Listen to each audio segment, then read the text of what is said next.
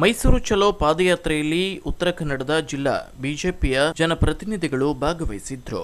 ಮೈಸೂರು ನಗರಾಭಿವೃದ್ಧಿ ಪ್ರಾಧಿಕಾರದಲ್ಲಿ ಭೂ ಹಗರಣ ನಡೆದಿದೆ ಎಂದು ಆರೋಪಿಸಿ ಬಿಜೆಪಿ ಮತ್ತು ಜೆಡಿಎಸ್ ಪಕ್ಷದ ವತಿಯಿಂದ ನಡೆಯುತ್ತಿರುವ ಪಾದಯಾತ್ರೆಯಲ್ಲಿ ಮೈಸೂರಿನ ರಾಘವೇಂದ್ರ ಮಠದಿಂದ ಆರಂಭಗೊಂಡ ಪಾದಯಾತ್ರೆ ಮಹಾರಾಜ ಮೈದಾನದಲ್ಲಿ ಲಕ್ಷಾಂತರ ಜನರು ಭಾಗವಹಿಸುವುದರ ಮೂಲಕ ಬೃಹತ್ ಸಮಾವೇಶ ಹಮ್ಮಿಕೊಳ್ಳಲಾಗಿತ್ತು. ಈ ಪಾದಯಾತ್ರೆಯಲ್ಲಿ ಕುಮಟಾ ವಿಧಾನಸಭಾ ಕ್ಷೇತ್ರದ ಶಾಸಕರಾದ ದಿನಕರ್ ಶೆಟ್ಟಿ ಅವರೊಂದಿಗೆ ಮಾಜಿ ಜಿಲ್ಲಾ ಪಂಚಾಯತ್ ಸದಸ್ಯರಾದ ಶಿವಾನಂದ ಹೆಗಡೆ ಕಡತೋಕ ಅವರು ಸಹ ಹೆಜ್ಜೆ ಹಾಕಿದ್ರು.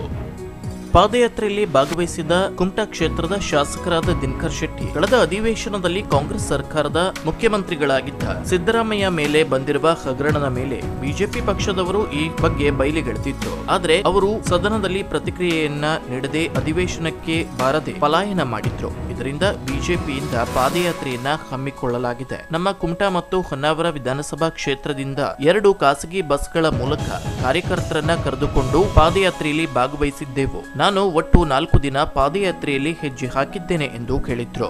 ಕಳೆದ ವಿಧಾನಸಭಾ ಅಧಿವೇಶನದಲ್ಲಿ ಭಾರತೀಯ ಜನತಾ ಪಾರ್ಟಿ ನಮ್ಮ ಪಾರ್ಟಿ ಮತ್ತು ಜೆಡಿಎಸ್ NDA ಪಕ್ಷ ಏನು ಕಾಂಗ್ರೆಸ್ ಪಕ್ಷದ ಮುಖ್ಯಮಂತ್ರಿ ಆದಂಥ ಸನ್ಮಾನ್ಯ ಶ್ರೀ ಸಿದ್ದರಾಮಯ್ಯನವರ ಹಗರಣಗಳನ್ನು ಬಯಲಿಗೆಳೆದಿದ್ರು. ಆ ಬಯಲಿಗೆಳೆದಂಥ ಸಂದರ್ಭದಲ್ಲಿ ಮಾನ್ಯ ಮುಖ್ಯಮಂತ್ರಿಗಳು ಸಿದ್ದರಾಮಯ್ಯನವರು ಅಲ್ಲೇ ನಮಗೆ ಉತ್ತರವನ್ನು ಕೊಡಬೇಕಾಗಿತ್ತು. ಆದರೆ ಉತ್ತರವನ್ನು ಕೊಡದೆ ಅವರು ಅಧಿವೇಶನಕ್ಕೂ ಬರದೆ ಪಲಾಯನ ಮಾಡಿದರು.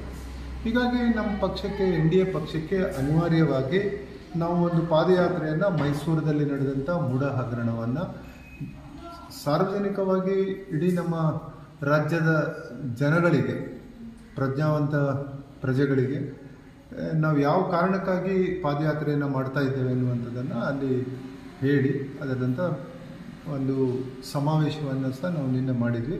ಆ ಸಮಾವೇಶದಲ್ಲಿ ನಾವು ಕುಮಟಾದಿಂದ 2 ಪ್ರೈವೇಟ್ ಬಸ್ಗಳನ್ನು ಮಾಡಿ ಒಳ್ಳೆಯ ರೀತಿಯಿಂದ ನಮ್ಮ ಕಾರ್ಯಕರ್ತರು ಸಹ ನನ್ನ ಜೊತೆ ಪಾಲ್ಗೊಂಡು 2 ದಿವಸ ಅಲ್ಲಿದ್ದರು.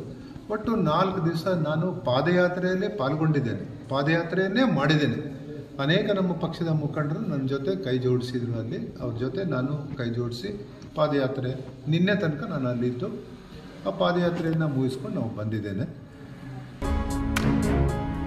ಈ ಸಂದರ್ಭದಲ್ಲಿ ಕಡ್ಲೆ ಗ್ರಾಮ ಪಂಚಾಯತ್ ಮಾಜಿ ಅಧ್ಯಕ್ಷರಾದ ಗೋವಿಂದ ಗೌಡ, ಹಳದಿಪುರ ಗ್ರಾಮ ಪಂಚಾಯತ್ ಸದಸ್ಯರಾದ ನವೀನ್ ನಾಯ್ಕ್, ಬಾಲು ಭಂಡಾರಿ ಸೇರಿದಂತೆ ಇತರರು ಇದ್ದರು. Koojalli times news, Kumta.